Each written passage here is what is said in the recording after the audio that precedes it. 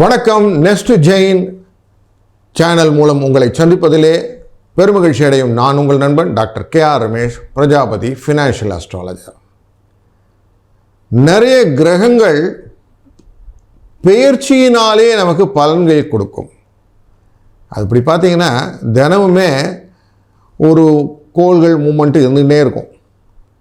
குறிப்பாக சந்திரன் 2 நாளுக்கு ஒரு வாட்டி ஒரு ராசிக்கு மாறிட்டே இருப்பார்.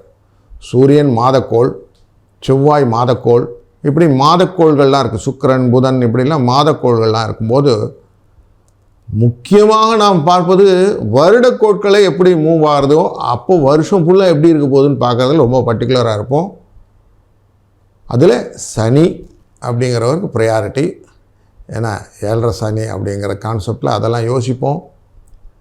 குரு தனகாரகன், பணம் வரணும், வளர்ச்சி வரணும், குடும்பம், பொறுப்பு இதெல்லாம் வரணும்னா குருவை பார்ப்போம். அதுக்கப்புறமா இன்னொருத்தரை பார்ப்போம். அது 2 பாம்புகளாக இருக்கக்கூடிய ராகு கேது. இந்த ராகு கேது ரொம்ப பர்டிகுலராக பார்க்குறவுடைய ரீசன் என்னன்னாக்கா, நம்ம உலகத்திலேயே 2 நோட்ஸ் இருக்குதுன்னு சொல்லுவான். அண்டார்டிக் அந்த பக்கம் ஒன்று, இந்த பக்கம் ஆர்டிக் பக்கத்துலேயும் ஒரு கருப்பு கோடி சிகப்பு புள்ளி. அந்த புள்ளி சயின்டிஃபிக்காக சொல்கிறது. அந்த சயின்ஸை அப்படியே நம்ம கன்வெர்ட் பண்ணும்போது இங்கே ராகு கேதுன்னு சொல்கிறோம். புராண அடிப்படையில் சுவர்ணபானு அப்படிங்கிற ஒரு அரக்கன் தேவனாய் மாறி அந்த அமிர்த கலசத்திலேருந்து அமிர்தத்தை சாப்பிட உட்கார, சூரியன் சந்திரனுக்கு நடுவில் இருக்கும்போது அந்த அமிர்தம் அருந்தும்போது சந்திரன் சொல்கிறார் இது அரக்கன் சொல்கிறார்.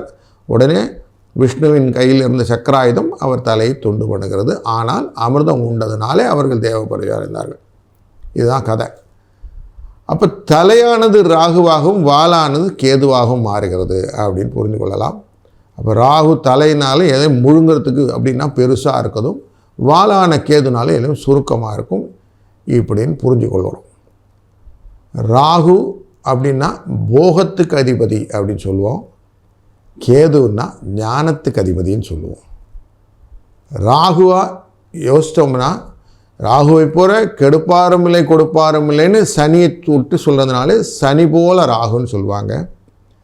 தைரியமாகவும் செய்யக்கூடிய காரியங்களெல்லாம் ஸ்திரமாக செய்யணும் என்ன வரும்போது செவ்வாய் போல இருக்கிற கேதுன்னு சொல்லுவாங்க. இதெல்லாம் தன்மையின் அடிப்படையில் ஒவ்வொரு அந்த குறிப்பாக கொள்வது. இந்த ராகு கேதுவை நம்ம உடம்பில் பார்க்கணுன்னா வாய் நம்ம பார்க்குறோம். முகத்தில் வாய் இருக்குது. இதுதான் உள்ளே போகிறது, எல்லாம் உள்ளே போகுது. அதுக்கப்புறம் உடம்பு எவ்வளோ பெருசாக போகிறது இல்லையா. அப்புறம் கருவாய் அப்படிங்கிறது சின்னதாகிடும். இதுதான் பேசிக்கலி. இதுதான் ஒரு உயிரினத்துக்கும் இப்படி தான் இருக்குது. அப்போ வாய் அப்படிங்கிற பகுதி உள்ளே கொள்வது அப்படிங்கும்போது எல்லாத்தையும் உள்ளே கபலீகரம் பண்ணுறதுன்னு சொல்லுவாங்க அந்த வார்த்தை. அப்படி எல்லாத்தையும் போட்டு முழுங்குற கஷ்டு இந்த ராகுடைய தன்மை. இது புரிஞ்சிருக்கும். இப்போ அடுத்தது இவர்களெல்லாம் எங்கெங்கே உட்கார போகிறாங்களோ அதுக்கேற்ற மாதிரி எதிர்மறையாக இவங்களோட ஜோடி. அதனால் எதிர்மறையாக எப்போயுமே உட்காந்துருவாங்க. ஒருத்தர் இங்கே லக்னத்தில் உட்காந்தா 7ஆம் பாவத்தில் கேது உட்காருவார் அப்படின்னு தெரிஞ்சுக்கலாம். அப்போது இவங்களுக்குள்ள ஒரு அண்டர்ஸ்டாண்டிங் இருக்குது. ஒருத்தர் ஞானத்தை கொடுப்பார், ஒருத்தர் போகத்தை கொடுப்பார்னு அண்டர்ஸ்டாண்டிங். அது ரிலேட்டடாக இவங்கெல்லாம் எப்படி ஒரு ராசிக்கும் பலன்களாக மாறுகிறார்கள் அப்படின்னு நம்ம பார்க்க போகிறோம். நிறைய பேருக்கு ஜாதகத்தில் எனக்கு எங்கே என்னென்ன பலன் வரும் அப்படின்னு கேட்குறாங்க. அப்படி கேட்குறவங்க அவசியம் என்னுடைய நம்பரை எடுத்துக்கிட்டு எனக்கு தொடர்பு கொள்ளலாம். அதுக்கான ஃபீஸெல்லாம் உண்டு. ஆனால் அவசியம் நீங்கள் கேட்டு பரிகாரத்துடன் தெரிந்து கொண்டீங்கன்னா தெளிவான விளக்கங்கள் இருக்கும்போது உங்கள் வாழ்க்கையில் தெளிந்தபடி வாழ்க்கையை நடத்தலாம் அப்படிங்கிறது புரிந்து கொள்வீர்களானால் நீங்கள் அவசியம் எனக்கு கூப்பிடலாம். மீண்டும் நம்ம பார்க்க போகிறது ஒரு ராசிக்கான மேஷம் முதல் மீனம் வரை ராகு கேது பெயர்ச்சி. வணக்கம் தனுசு ராசி அன்பர்களே. ரொம்ப நாளாக நீங்கள் வாழ்க்கையில் துயரத்தையே பார்த்து கொண்டிருந்தீர்கள். இப்பொழுது இந்த மே மாதத்திலே நடக்கக்கூடிய 2 பெயர்ச்சிகள் உங்களை மாற்றத்தை ஏற்படுத்தி கொண்டிருது. ஒன்று குரு பெயர்ச்சி, இன்னொன்று ராகு கேது பெயர்ச்சி. குரு பெயர்ந்ததுனால் என்ன ஆகுறதுன்னா நேராக உங்கள் தனுசு ராசியை பார்க்கிறார் அப்படிங்கிறது ரொம்ப முக்கியமான செய்தி. அவர் பார்க்குற பார்வை உங்கள் ராசி மேலே விழுகுது, தனுசு ராசி மேலே. குருவுக்கு அந்த ஸ்பெஷல் பார்வைன்னு ஒன்று உண்டு. 9ஆம் பார்வையாக கும்பராசியை பார்க்கிறார்.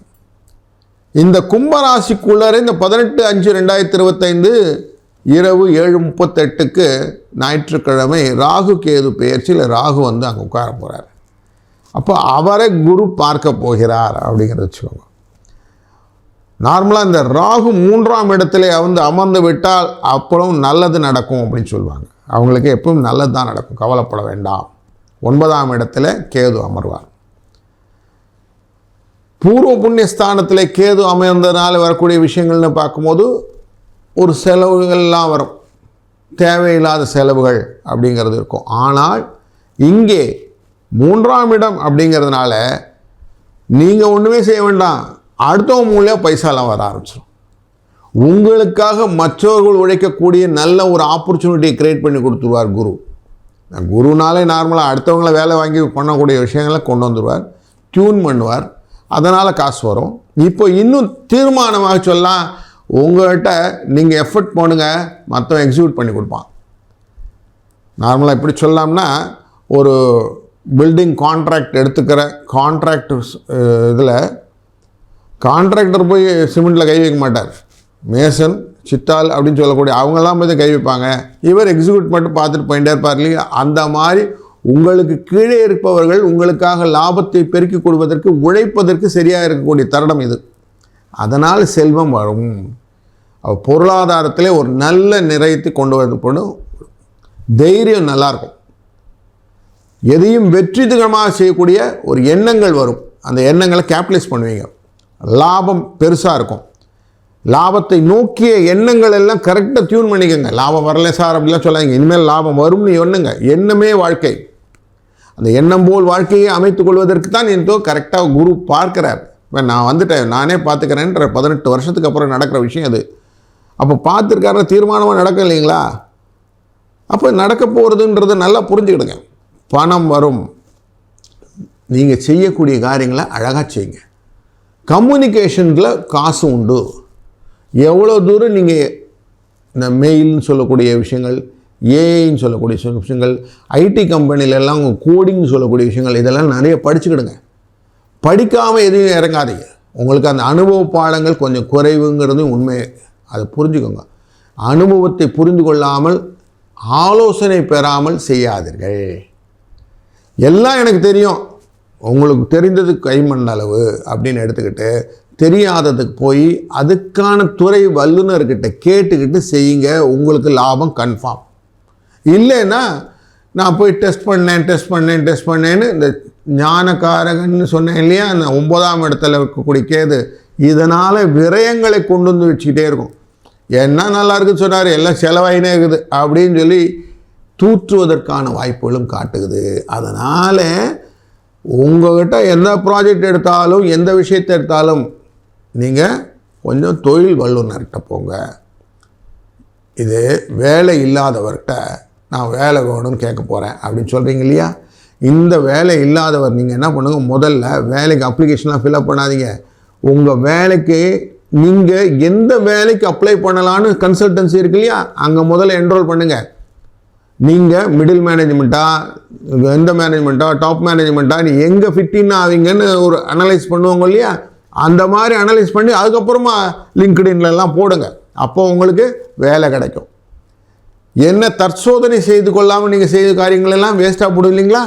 அதுதான் குரு பார்த்து உங்களுக்கு கரெக்டாக டியூன் பண்ணுவார். அப்போ அடுத்தவர்கிட்டேருந்து வரக்கூடிய செல்வம் வருமா வராதா? வரும்.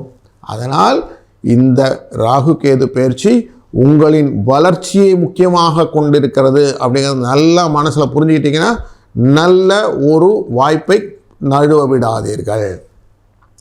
இந்த ராகு கேது பயிற்சியில் அவசியம் நீங்கள் பக்கத்தில் இருக்கக்கூடிய பிள்ளையார் கோயிலுக்கு போங்க. போயிட்டு 2 தேங்காயை உடைங்க. உடைச்சிட்டு, சுவாமி விக்னம் இல்லாமல் எனக்கு எல்லா காரியங்களும் நல்லதே நடக்கணும் வேண்டிட்டு வாங்க. நல்லதே நடக்கும், நல்லதே நடக்கட்டும். வாழ்க வளத்துடன்.